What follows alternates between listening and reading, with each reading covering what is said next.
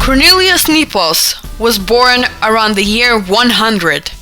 He was born near today's Verona, and he was a Gaul. Several of his works are known, but not preserved. However, they are mentioned and quoted in other authors' works. The only preserved work is Excellentium Imperatorum Vitae. In his work, Cornelius Nepos gives a clear statement that the Macedonians were not Greek. In the chapter Eumenes, Cornelius Nepos writes about the life and work of a Greek war commander, Eumenes, who lived in the 4th century BC and who served in the Macedonian army.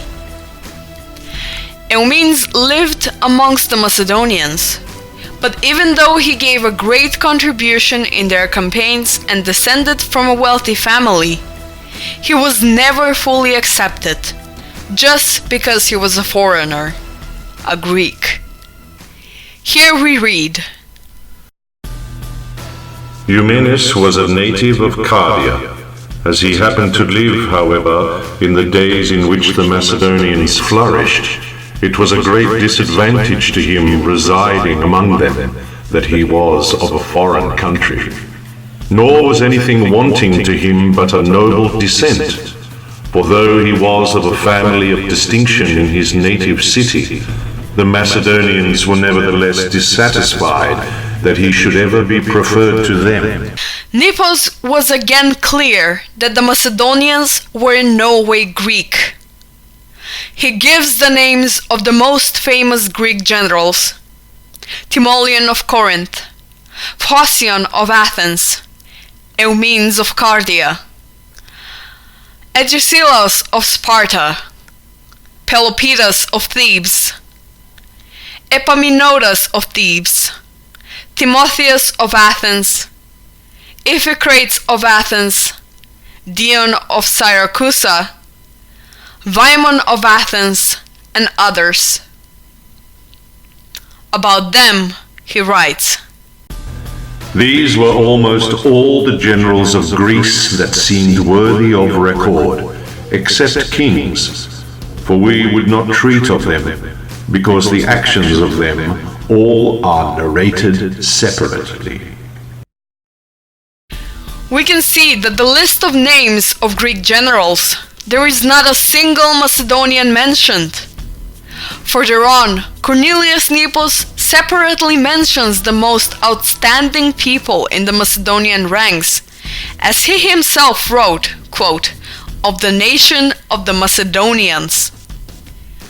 Here Nepos writes, Of the nation of the Macedonians, 2 kings far excelled the rest in renown for their achievements: Philip, the son of Amyntas, and Alexander the Great. Again we ask, how does the current Greek historiography react to these solid testimonies?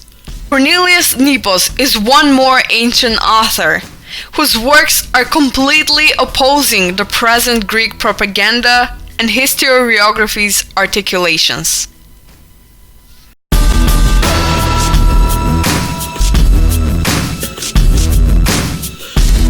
Dionysius Caliphontus was a geographer who lived in the 1st century BC.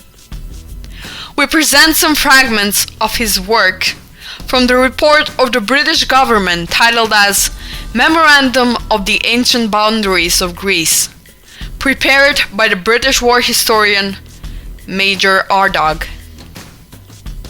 In relation to the Greek territory of the time, Dionysius Caliphontus writes, Abrakia is the first city in Greece. Greece is continuous from Abrakia to the Peneus.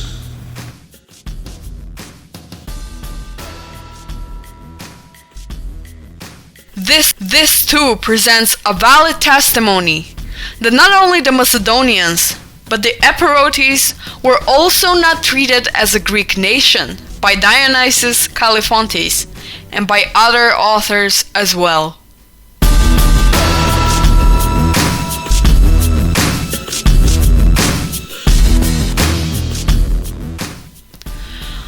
can find data about the historian Dexippus in the work of Photius, who was a patriarch in Constantinople and lived in the 9th century. In his work Bibliotheca, Photius published his own reviews of 279 books which he has read. Most of these books are not preserved today. One of the authors that he commented on was a famous Athenian general, orator, and historian named Dexippus. Only fragments are preserved from the original works of Dexippus. In one of them, named simply as Historical Epitome, he wrote about the history of the Macedonians in the period after the death of Alexander the Great. Regarding this work, Photius wrote, In Europe, Lysimachus obtained Thraci and the Chersonese, Antipater of the whole of Macedonia, Greece, Illyria, the country of the Tribali, and the Agrianis. According to these fragments, it is obvious that Dexippus treated the Macedonians as different from the Greeks. If Macedonia was a Greek land in the ancient times, why did he mention them separately?